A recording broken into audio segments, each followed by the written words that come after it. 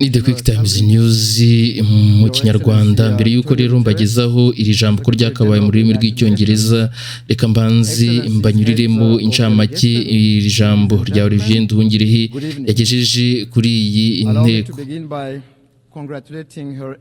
Minisitiri w'Ububanyi n'Amahanga n'Ubutwererane Ambasaderi Olivier Nduhungirehe yagaragaje inteko rusange y'umuryango w'abibumbye ko ubwicanyi bukorerwa mu burasirazuba bwa Repubulika Iharanira Demokarasi ya Congo buterwa inkunga na guverinoma y'icyo gihugu kandi bugamije kurimbura abatutsi bo muri icyo gihugu binyuze mu mutwe w'iterabwoba wa FDLR ndetse na wazalendo.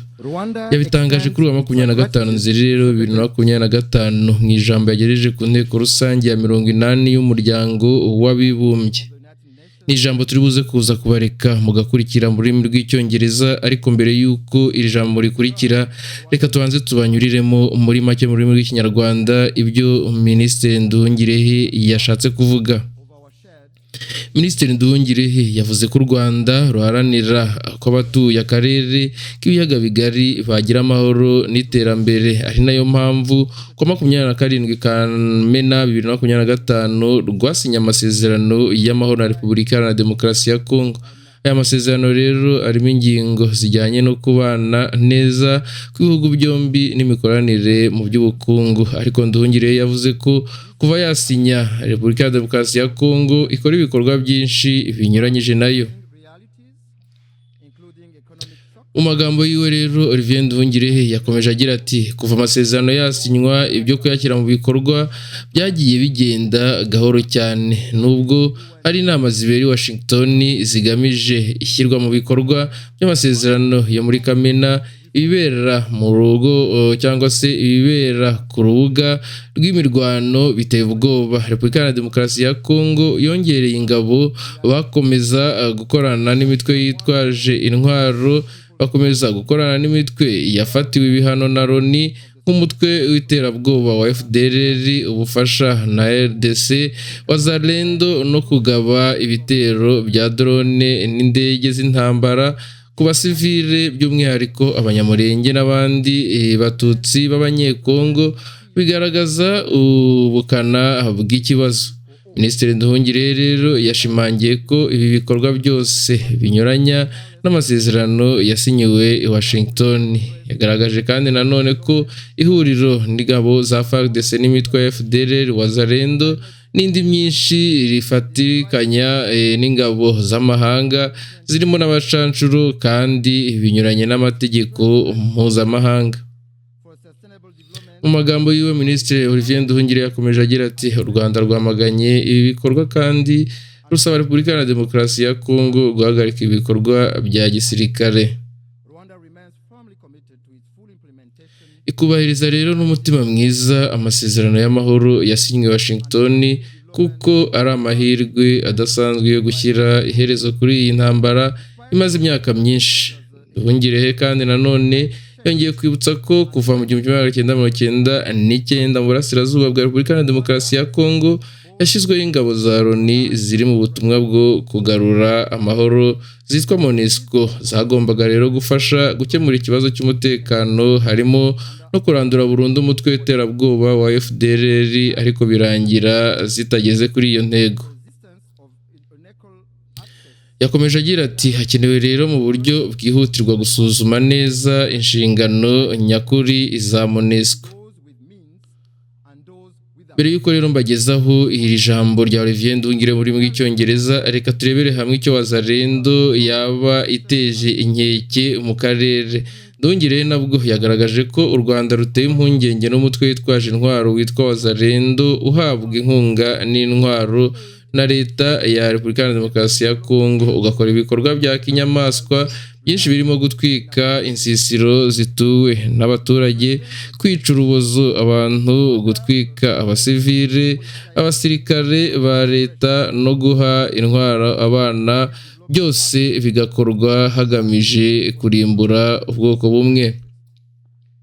Mu magambo yiwe yagize ati ubugome bwabo, imikorere n'ingengabitekerezo yabo bisa neza n'iby'umutwe wakoze Genocide mu Rwanda mu mwaka w'1994. Hakenewe rero kugira igikorwa mu maguru mashya ngo bihagarikwe bitarageza ku ngaruka zikomeye. Minisitiri Nduhungirehe yavuze ko u Rwanda rwazutse nyuma ya Genocide yakorewe Abatutsi, bityo imiyoborere yarwo yubakiye ku kubaha uburenganzira n'agaciro ka muntu no kubazwa inshingano. Yagarutse kandi ku ngengabitekerezo ya Genocide ikwirakwizwa ku isi irebera. Minisitiri Nduhungirehe yashimiye Loni yashyizeho umunsi mpuzamahanga wo gukurikirana Genocide yakorewe Abatutsi mu 1994 na bimwe mu bihugu byashyize inzibutso ku butaka bwabyo, ndetse imanza zakozwe Genocide hari izaciwe, ariko n'ubu umuryango mpuzamahanga urebera ingengabitekerezo ya Genocide ikwirakwizwa mu burasirazuba bwa Repubulika Iharanira Demokarasi ya Congo. Mu magambo yiwe yagize ati u Rwanda ruhangayikishijwe n'ingengabitekerezo ya Genocide n'ibyaha biyishamikiyeho bigaragara rero mu burasirazuba bwa Repubulika Iharanira Demokarasi ya Congo. Umuryango mpuzamahanga wa Loni ubwayo urebera. Turasaba rero umuryango mpuzamahanga kutongera kwirengagiza ibintu byoroshye kubona, kwibasira, kwica no kurimbura Abatutsi b'Abanyekongo harimo n'Abanyamurenge ni ibyaha byibasiye ikiremwa muntu, byagaragaye ibimenyetso mpuruza bya Genocide. Yangiyeho ko kandi Genocide ikiri ibyiciro, ntabwo ari ijambo ryumvikanisha ibintu byinshi kandi isobanurwa mu mategeko mpuzamahanga. Genocide rero yibasira itsinda ry'abantu ryihariye bazizwa icyo bari cyo hagamijwe kurimbura bose. Olivier Nduhungirehe nanone yeretse inteko rusange ya Loni ko nta kintu na kimwe cyakoreshwa ngo ahari inzirakarengane bahindurwe abicanyi cyangwa abicanyi bahinduke inzirakarengane. Mu magambo yiwe yakomeje agira ati iyi ni imyitwarire y'abahakana n'abapfobya bisanzwe bikoreshwa n'abayigizemo uruhare. Ni kimwe rero kandi nuko nta birego byatangwa na guverinoma y'intwaro umutwe w'abajenosideri byahindura ukuri kw'amateka. Gutera inkunga no guha intwaro umutwe uzwi gukora Genocide kandi ubifite umugambi ni ubufatanyacyaha muri icyo cyaha. Ukwakira 2023 imitwe ya Wazalendo, FDLR na Nyatura yatwitse inzu zirenga 300 z'Abanyekongo b'Abatutsi mu mudugudu wa Nturo muri teritwari ya Masisi. Nyuma yagiye igaragara yica, itwika, inarya inyama z'Abatutsi bo mu burasirazuba bwa Repubulika ya Demokarasi ya Congo. Leta ntigire ikibikoraho. Olivier Nduhungirehe rero yavuze ko ubuyobozi bwa Repubulika ya Demokarasi ya Congo bwamunzwe n'imikorere igamije inyungu z'umuntu ku giti cye. Niba rero hari ibyaha bikorwa muri Repubulika ya Demokarasi ya Congo hagamijwe inyungu, birazwi ni ruswa, imiyoborere mibi no kunyereza umutungo wa leta. Ni the QuickTimes News nk'ibisanzwe rero nta kindi usabwa uretse kureba hasi handitse subscribe ugakandaho, hanyuma tugakomeza kubana 5/5. Nkuko rero natangiye mbibabwira, Olivier Nduhungirehe ashingiye kuri politiki rero y'ubufatanye mu iterambere bukoreshwa na bamwe mu bafatanyabikorwa mu iterambere kubera impamvu za politiki n'inyungu zishingiye ku mashyaka. Yavuze ko igihe kigeze cyo kuva mu mashyano zikajya mu bucuruzi kugira ngo ibihugu bikiri mu nzira y'amajyambere bishobore kwigenga mu mibanire myiza. Yanagaragaje ko rero mu gihe amakimbirane yo mu burasirazuba bwa Repubulika ya Demokarasi ya Congo atari shyashya, isomo mu karere k'ibiyaga bigari ryihutirwa kandi kugikemura ni inyungu za buri wese. Kongeye kubabwira ko rero Olivier Nduhungirehe n'ubundi yashimiye umuryango w'abibumbye kuba warashyizeho umunsi wa 7 Mata wa buri mwaka nk'umunsi mpuzamahanga wo gutekereza ku itsembabwoko ryakorewe Abatutsi mu 1994 ndetse n'urukiko mpuzamahanga mpanabyaha bw'u Rwanda ndetse n'uburyo bukoreshwa mu gukurikira abakoze jenoside yagaragaje impungenge z'uko rero hakomeje kubaho ibitekerezo by'itsembabwoko hamwe n'ibyaha bifitanye isano nabyo muri Repubulika Iharanira Demokarasi ya Congo. Nubwo rero Leta Zunze Ubumwe za Amerika na Katari n'amasezerano y'amahoro yabaye hagati y'ibihugu cye na Repubulika Iharanira Demokarasi ya Congo, amahano yagiye buhoro buhoro ku buryo ibintu biri ku butaka bwa Repubulika Iharanira Demokarasi ya Congo bikomeje kuba ikibazo cyane, kubera ko icyo gihugu cyongeye kuvugurura ibikorwa bya gisirikare ku baturage n'abasivile cyane cyane b'abanyamurenge n'abatutsi bo muri Congo. Yahamagariye rero Repubulika Iharanira Demokarasi ya Congo gushyira mu bikorwa amasezerano y'amahoro i Washington ari nta buryarya. Yagaragaje ko rero kandi mu gihe amakimbirane yo mu burasirazuba bwa Repubulika Iharanira Demokarasi ya Congo atari ishyashya, isomo rero ku karere k'ibiyaga bigari yihutirwa kandi bikwiye gukemurwa n'inyungu za buri wese hagati y'u Rwanda na Congo ndetse n'isi yose. Rero ivugurura ntirishobora kwirindwa cyane cyane akanama gashinzwe umutekano kagomba kwakira abanyamuryango bahoraho ba Afurika, kuko Afurika ifite miliyari 1.2 miliyoni, aho usanga amakimbirane menshi kuri gahunda y'urwego abera. Reka rero tubareke mukurikire iri jambo rya Olivier Nduhungirehe riri mu rurimi rw'icyongereza, hanyuma nakagaruka. Ni The QuickTimes News, turakomeza tubashakishirize izindi nkuru zijyanye n'izi ngizi. Nta kindi usabwa n'ubundi uretse kureba aho hasi ndetse subscribe ugakandaho, hanyuma tugakomeza kubana 5 kuri 5 muri aya makuru. Of particular concern to Rwanda is the emergence of Wazalendo militia, armed and supported by the DRC government, which are committing countless abuses, including burning. The Minister of Foreign Affairs of Mexico. And I now give the floor to His Excellency Olivier Nduhungirehe, Minister for Foreign Affairs and International Cooperation of Rwanda.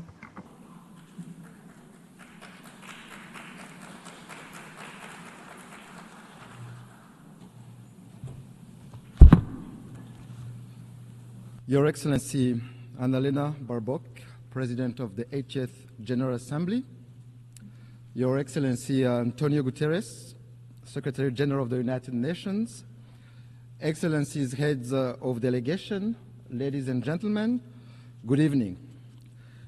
Allow me to begin by congratulating Her Excellency Annalena Baerbock on her election as President of the 80th session of the United Nations General Assembly. I take this opportunity to thank His Excellency Philemon Yang, the outgoing President, for his work and dedicated service to multilateralism. Rwanda extends its gratitude to Secretary General Antonio Guterres for his comprehensive report on the work of the United Nations aimed at improving its efficiency.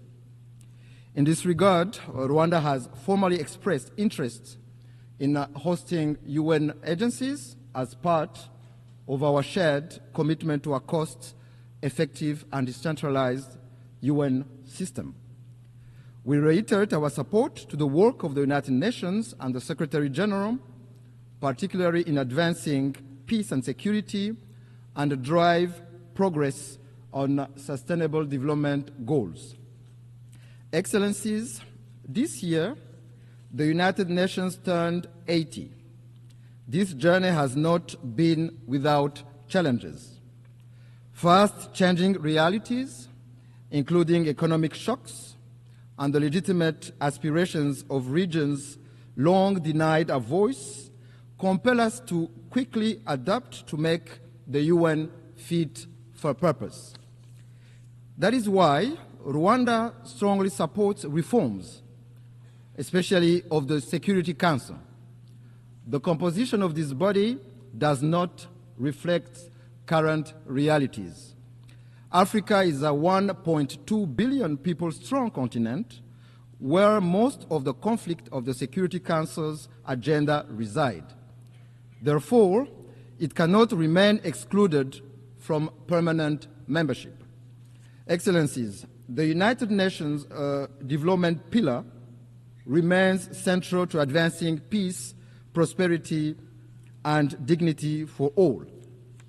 We commend the UN development system and its partners for their tireless efforts in supporting countries to address pressing development challenges, from poverty eradication to climate resilience, and in driving forward the ambition of the 2030 Agenda. This 2030 Agenda for Sustainable Development embodies our collective aspirations for a just, inclusive, and prosperous world where no one is left behind.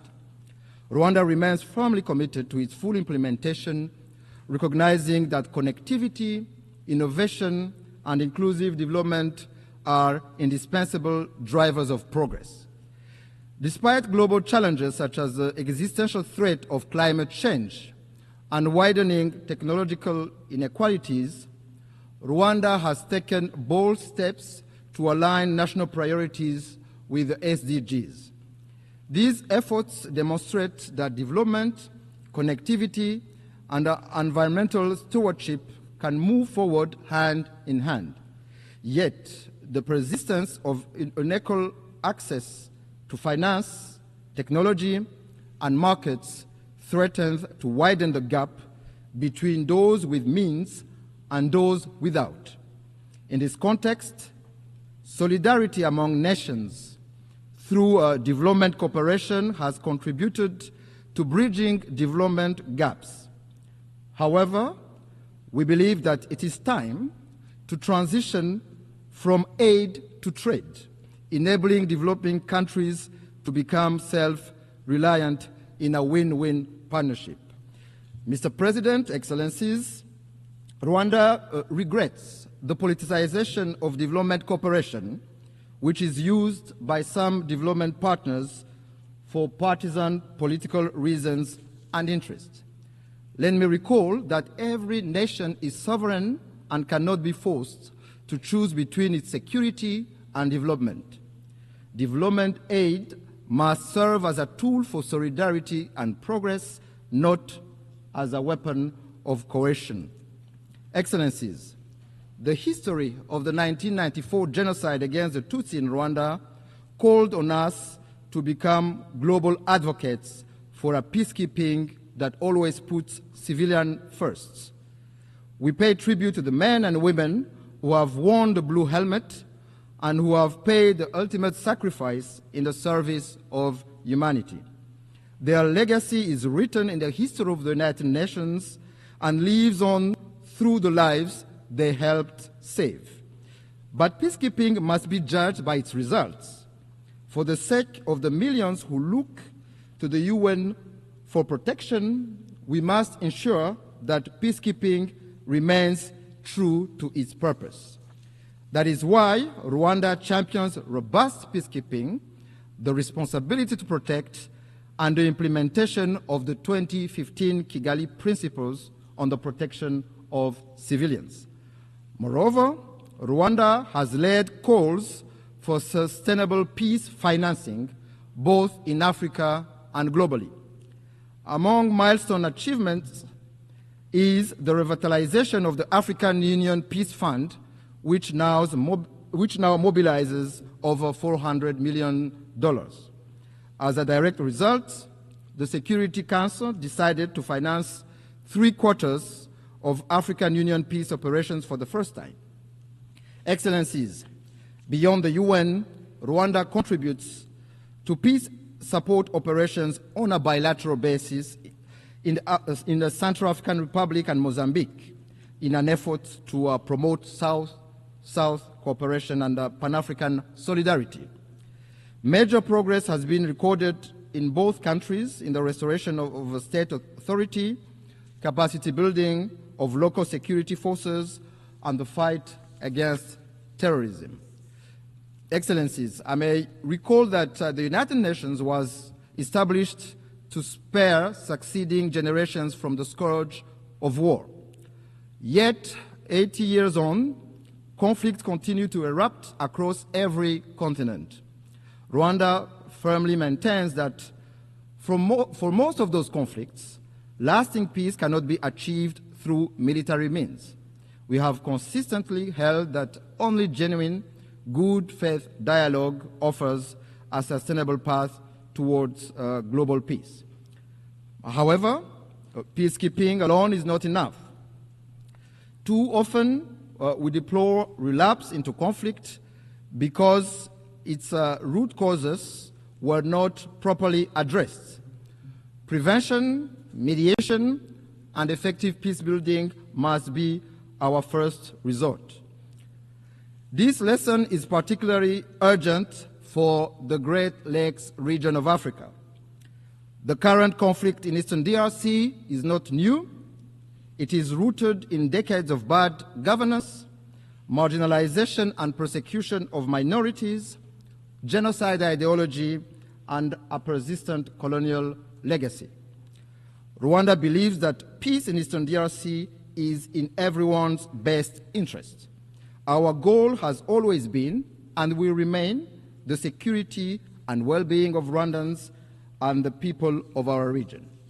In June this year, Rwanda and the DRC signed a peace agreement in Washington.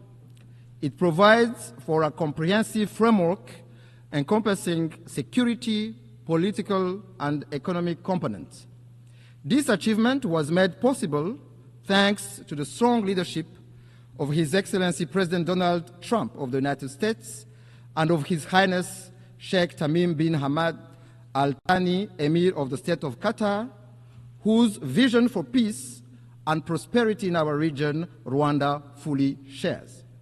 We also acknowledge the vital role played by African-led initiatives, notably the joint EAC SADC process, supported by the African Union Mediation, for their efforts in favor of peace. Nevertheless, since the signing of this peace agreement, progress has been moving slowly. While promising meetings are taking place in Washington to implement the June peace agreement, the situation on the ground remains deeply troubling. The DRC's renewed militarization, coupled with its continued collaboration with genocidal and UN-sanctioned armed groups, such as the DRC-backed FDLR and Wazalendo militias, and the deployment of attack drones and fighter jets against civilian populations, particularly the Banyamulenge and other Congolese Tutsi, underscore the gravity of the crisis. This goes against the letter and spirit of the Washington Peace Agreement. Additionally, this coalition is supported by foreign forces, including mercenaries, in clear violation of the 1977 OAU Convention and the 1989 UN Convention against the use of mercenaries. Rwanda condemns these developments and calls on the DRC to reject the military solution and implement in good faith the Washington Peace Agreement, which is a golden opportunity to end this conflict that has lasted for far too long. Excellency, since 1999, the United Nations has maintained a robustly mandated peacekeeping mission in the Democratic Republic of Congo, named MONUSCO, to help address the crisis. Yet, despite its efforts, the mission has not succeeded in halting the proliferation of armed groups, especially the eradication of the DRC-backed FDLR. Instead, MONUSCO has ended up working alongside a military coalition that includes the FDLR, going against more than 20 Security Council resolutions calling for the neutralization of that group. There is an urgent need to review the legal conformity of MONUSCO's mandate. Of particular concern to Rwanda is the emergence of Wazalendo militia, armed and supported by the DRC government, which are committing countless abuses, including burning down whole villages of Congolese Tutsi, lynching and burning alive civilians and military officers, as well as arming children for ethnic cleansing. Their brutality, methods, and ideology bear an alarming resemblance to that of the genocidal militia of 1994 in Rwanda. Strong action is needed to put an end to this dangerous development before it is too late. Excellencies, human rights are a major pillar of the United Nations. Rwanda rose from the ashes of the genocide in 1994 by placing human dignity, unity, and accountability at the center of our governance. We thank the United Nations for establishing the International Day of Reflection of the 1994 genocide against the Tutsi, commemorated every April 7th. We also thank the Secretariat and the many member states who have established genocide memorials on their soil as a lasting pledge to never forget. Equally, we commend the work of the International Criminal Tribunal for Rwanda and the residual mechanism for prosecuting genocide perpetrators. However, Rwanda is deeply concerned about the persistence of genocide ideology and related crimes in Eastern DRC under the watch of the international community and the UN itself. We call on the international community to not turn a blind eye once more for what is clear to see. The targeting, persecution, and massacre of Congolese Tutsi, including the Banyamulenge community, amounts to crimes against humanity which have all the early warning signs of a genocide. Indeed, genocide follows a pattern.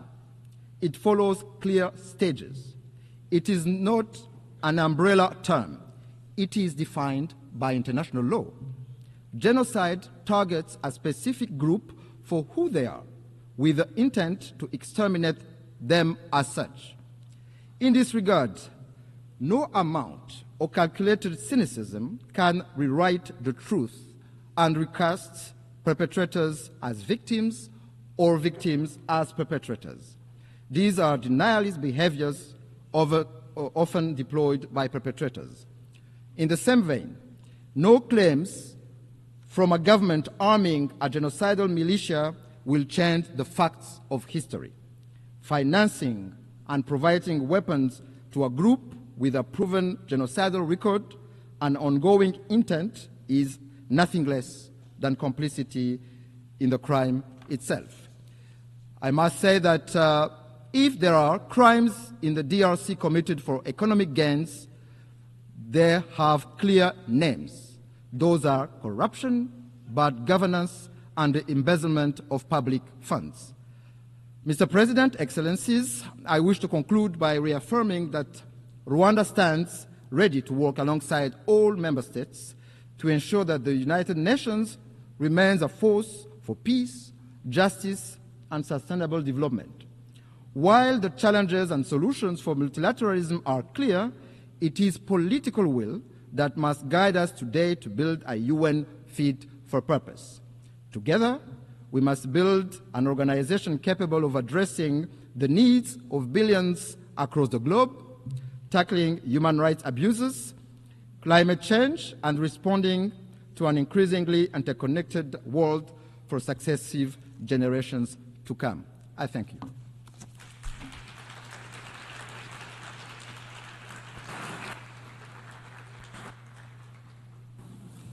Je remercie. I wish to thank the Minister for Foreign Affairs and International Cooperation.